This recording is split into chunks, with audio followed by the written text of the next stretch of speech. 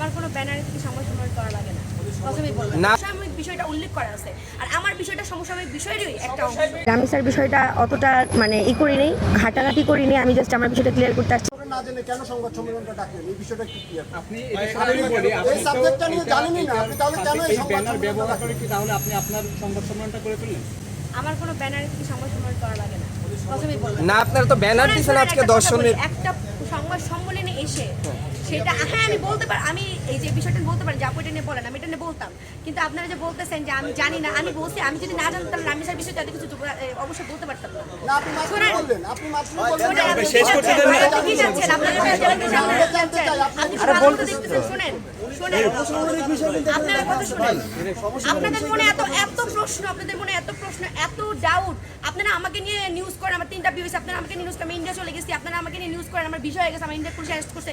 আপনারা যে শুনেন এই বিষয়গুলো নিয়ে আপনি আলাদা আপনার ব্যক্তিগত শুনেন, বিষয় আমি নিয়ে বলি, আলাদা সংবাদ আপনাকে একটা ব্রিফ করবেন আপনি। শুনেন, এই বিষয়টা নিয়ে আরে ভাই কথা বলতেছে তো। আপনি একজন মিডিয়া হিসেবে, মিডিয়ার পার্সন হিসেবে আপনার দেখা উচিত এখানে সমসাময়িক বিষয়টা উল্লেখ করা আছে, আর আমার বিষয়টা সমসাময়িক বিষয়েরই একটা অংশ। ইস্যু তো এখন ওই যে ধর্ষণের বিষয়টা, আপনি তো সে বিষয়ে জানেনই না।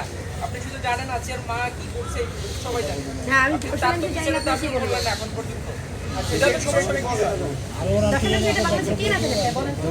আপনারা কি জানেন? আপনি বললেন না একবার। আচ্ছা শুনেন, আমি আমার মতো বলে চলে যাচ্ছি।